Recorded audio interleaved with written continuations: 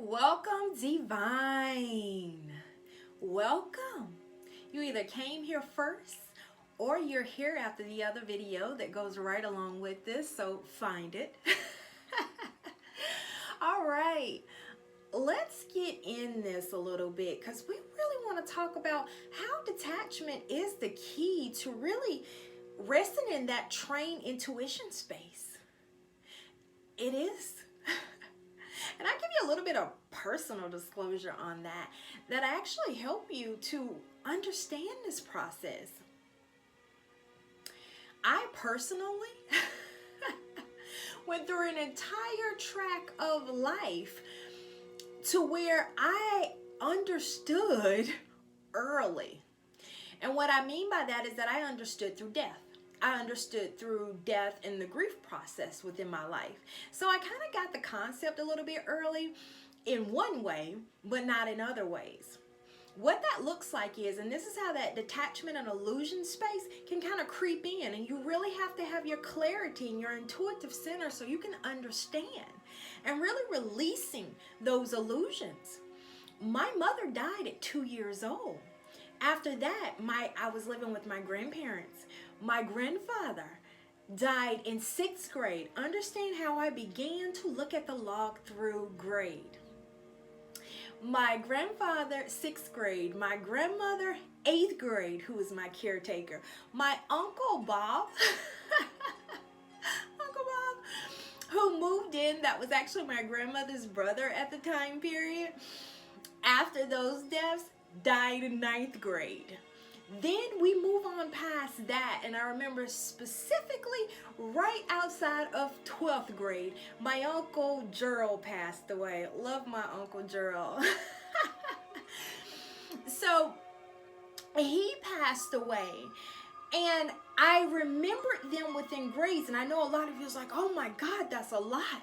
And even before when I disclosed death, it was just like, but that was my path to my intuitive center and my understanding of the spiritual world very, very early. So having those experiences so young as a child, I wasn't attached in the way that adults were attached. So it started happening for me young. So if you think about it happening for a 2-year-old, I think the description was that I slept through the funeral because a funeral was nothing to me. I was 2. Like, okay, everybody's gathering. I don't know why you're wearing what you're wearing and doing what you're doing. So whatever after that point in time. So those were all pathways that I knew that other people began to take. Even after I, moved into, 6th and 8th that I told you with my grandparents and who I resided in the home with them. My grandmother actually passed away in the home. And I remember her grabbing me, right before death. And she was like, how'd she get that way? And, she called my name in the way of the nickname that I'd always had. And she's like, how'd I get this way? And I remember that moment. And it helped me to understand way early. I did not have the same view of death as many of the people around me once I became an adult. I had actually been trained in the process of death. That I did understand that a person died, but it didn't change my world. The reason why it didn't change my world is because when I first started experiencing close to death, that was it too. So to me, okay, I'm still eating and playing, of course, you have that bond with your parent, but it's not, you don't have all the stuff that's put on you within adulthood. And I developed early those spiritual connections with my loved ones who had passed away. So even though they were out of the physical world, I still had connections to everybody in the spiritual world. So I really didn't understand why everybody was so sad. I didn't get it a lot of times, even when I was younger in the description, I was like, yeah, Rainbow came and then you told everyone that your mom passed away. And it was just this whole thing, and I'm like, yeah, those rainbows still come to me. And, yes, I still have that knowing. that I get in that communication of the spiritual world. So that was a lot of my training, but it came through what will be considered darkness. And of course, after I got older, I understood the importance of those roles that I lost. You know, children and experiences with school and experiences within family and the community, it kind of highlights to you that you're missing something in the physical world and how important it is. So there was a period of time where I had to filter through the illusion, even though early on I knew the answer. I lost it in darker points of my life and really thought that I was missing something.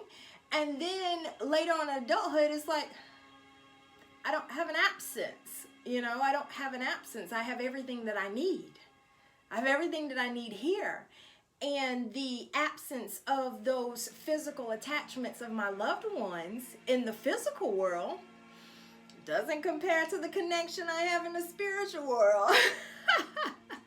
I mean, it's just amazing when you get those. And those of you who know that those loved one messages come in at the very perfect time throughout your life. And however your messages come from your loved ones who are identified in the spiritual world, they come at the right time that no physical caretaker could possibly show up in that moment. And you understand the gifting and your experience. But I had to filter through the illusions of the pain and loss that I was programmed to feel in not understanding the spiritual world, which is the same pains and loss that are experienced also in going through the divine feminine and divine masculine journey, which is why I could understand on that level where it's just kind of like, well, in the physical it's this way, but in the spiritual I feel it's this way. And I'm like, yeah, you know, it's all one. It's like, no, have to have it here. And it's like, yeah, but it's there. And it's like, no, I have to have it here. And it's like, yeah, but it's there. So I had that foundational space pretty early, you know, call me blessed on that way. But in the physical world, call me misfortunate. But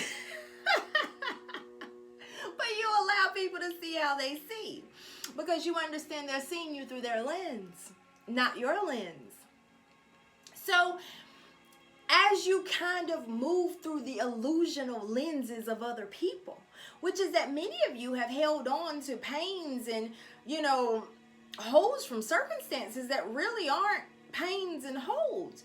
It's really a programming of how you should see it and how it should be, which is what the divine feminine and divine masculine relationship is breaking down. And it's like these physical identifying markers don't identify union. They don't identify union. In fact, the union that can be long-term is generally connected within the spiritual world. So you have a lot of underlying things that are included in your union. You have the spiritual world included in your union. Not such things that happen within your relationship that you're like, I don't understand this. This didn't happen with so-and-so. This. Or you can go about it. You can have these experiences, and it can be recycled. You cannot define the spiritual world. You cannot put the limitations on your life according to what's happening in the physical and what's happening in the spiritual. Let's say if I took on the perception of other people who said that my physical world life is less and misfortunate because the physical beings who came into my life to care for me had to go on back to the spiritual world. Body-wise, of course, you know.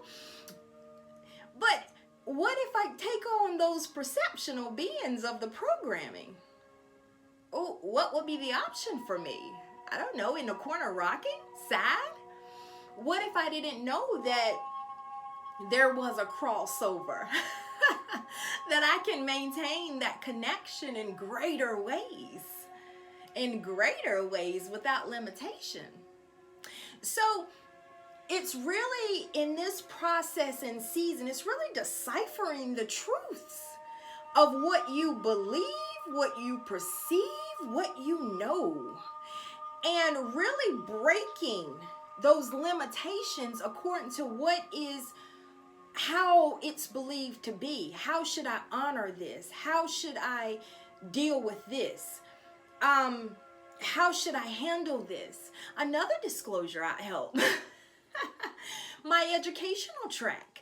And you remember I said, notice I listed in grades. Well, that was one of the mental concepts that I took on as a child in understanding the entire process. Well, guess what I did?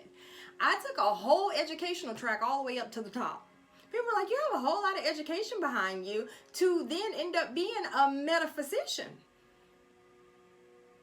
Yeah. That's true. That's true. So it's like, what's that about?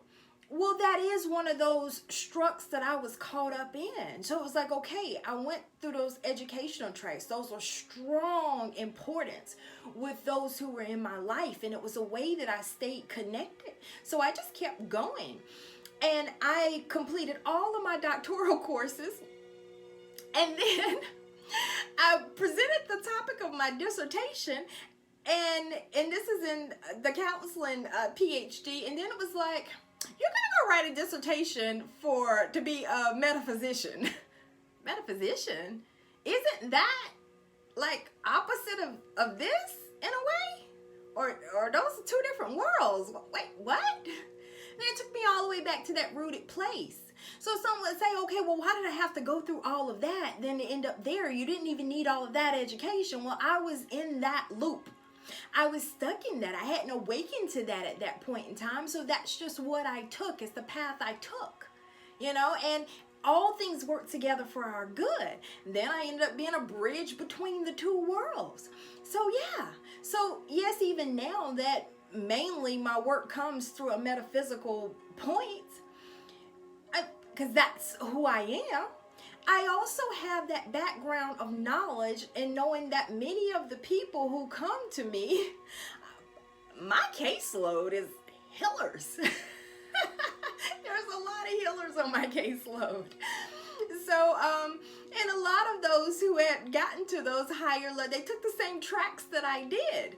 So, everything works together for our good, but it's about following that intuitive guidance, even though it goes way opposite of everything. What would not have allowed me to follow that intuitive guidance? And I know I'm talking outside of the relationship, but this is important because one of the things that is being released and supported and allowing the relationship to come together is understanding these principles.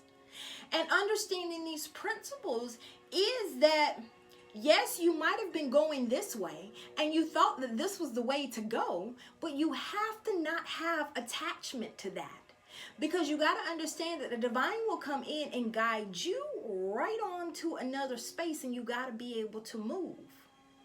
I could have said, no, I have been in school all of my life for this point, and this is what I'm going to do.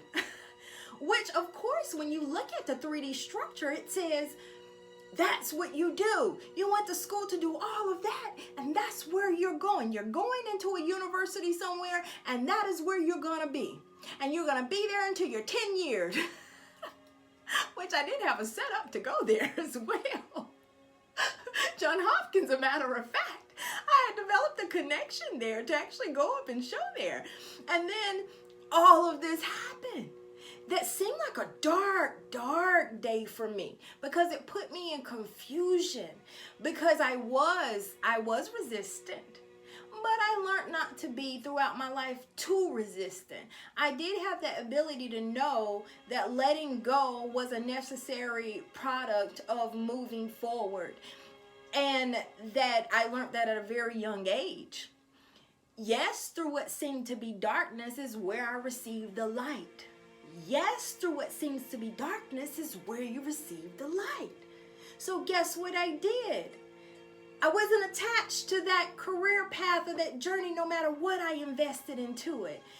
I knew in my Noah, and I knew what I was feeling, and I went there.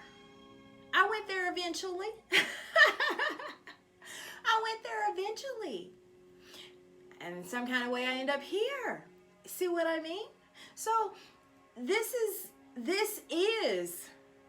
the divine path. The divine path is to be intuitively guided to the places in which you already have a blueprint for. But that attachment does not allow that divine guiding. Attachment to people who have passed on, and forgetting that there is a spiritual world that you have access to, and understand the spiritual principles of concepts, and not saying, okay, I get it, but not here. The divine massages that right on out of us. And a lot of you get that massaging that's happening in this ending and beginning season. You remember what I told you, that many of you will learn the process that you'll lose and release a lot of close relationships, or the way those relationships were going, that you'll have to make choices. You'll have to choose what will be best for you and your divine nature, what feels right to you on that intuitive center. That is your guiding. And it doesn't matter how it seems on the physical world, or what the programming is of how you handle those things. You learn through your divine nature, which is an intuitive way to handle and deal with things that is often opposite of how the rest of the world is doing and dealing with things.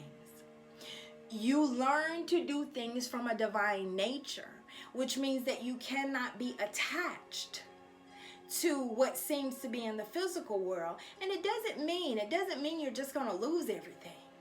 Absolutely not. If it aligns with you, it's yours.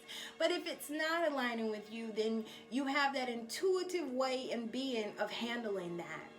And the beauty of that twin flame journey is that you come together with two people who have a deeper understanding of that. So you generally don't dump the stuff on each other. You learn not to dump the stuff on each other, because the divine feminine and divine masculine tell each other, we don't do that here. And that's why you see all that union and separation, because the whole message of it is, we don't do that here. Because if we dump it on each other, then we have to clear it. And if we have to clear it, it might clear you. And the divine feminine, divine masculine are saying that they're choosing long-term partnership with each other as they ascend. So both learning how to deal with their own stuff and allow that ascension, allow that growth, allow that shifting and intuitive guidance. Really what you're saying is that you're getting with a partner that allows you to follow your intuitive guidance. That might go here, that might go there, that might look crazy to you, that might not look right to you, but you understand. And that they don't even attach themselves to it. They're like, look at my partner over there doing all of that. I don't even know why. Let me go on, divine, what you have for me today. And you know they're on whatever divine assignment for them. Whatever they're growing through, whatever. You're not attached to that.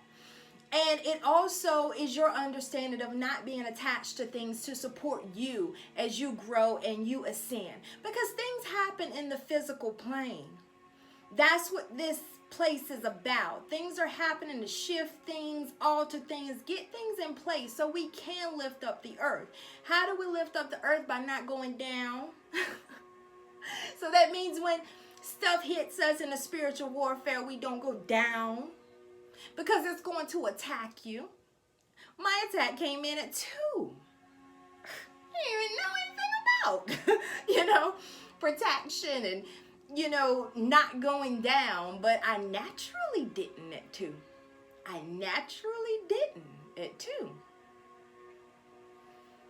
Isn't that something? So you're gaining those understandings of everything that I'm learning and that I'm taking in and that I'm saying. I live it. You live the metaphysical life. You live the intuitive guidance, which means that things are shifting all over in the physical world to get things in place to send this place. Literally, everybody's moving in the dark. So you don't know what's going to go down. Yes, we follow the star, which is generally a lot of astrological guidance is what keys us in. So when there's a shifting that's going on, we can tune into that. We love our astrologers for all of that. But what we really have to understand is that we have to allow ourselves to shift. We shift as the planets shift. We are intuitively guided. So we're out of the way. You're moving in the dark, but you're not bumping nothing. You're moving in the dark, but you're not getting lost in it. So your intuitive center has to be on as your signal. And whenever you attach to wherever you just was, you might just miss the shift. And you don't know where that's going because you're moving in the dark and dealing with a lot of human beings and people in the world who might not know what you know. They're not awakened to these things. So they're moving a lot in programming. So when you understand your nature, you live by your nature. When you live by your nature, then you understand why these things are necessary for your intuitive center and why you can't attach to things because you're needed somewhere else or you're needed here, and why you align into a divine partnership because you're on the front lines, meaning that you require a divine partnership with someone who understands this thing, that understands that you are divinely guided, not them guided. You're divinely guided, not them guided. And how can you handle that process and accepting that gifting that you have for yourself is that you understand that process even with your partner. They're divinely guided, not you guided. Meaning that all that stuff that you kept saying and doing and wanting and saying and doing and wanting, they have to intuitively be guided. So that's that letting go, that surrendering, and knowing that I let go and surrender with the divine. I also allow my partner to be surrendered with the divine, and knowing that a divine union means that we are divinely guided, not each other guided. That's why it doesn't matter how powerful you are. I don't care what profession, I don't care how many intuitive gifts you have, I don't care what you've come to this earth to do, I don't care what you have on your resume. If you get on a twin flame journey, you're going to discover who's boss. And when you discover who's boss, you surrender. And when you surrender, you understand its power. Because you are divinely connected, your partner divinely connected, you want them divinely guided. So you can be divinely guided. And there is no attachment. You just connect. And when you connect, you're automatically connected, which means you're not disconnected. The golden mission. The golden mission is union. Union within self, then union with others.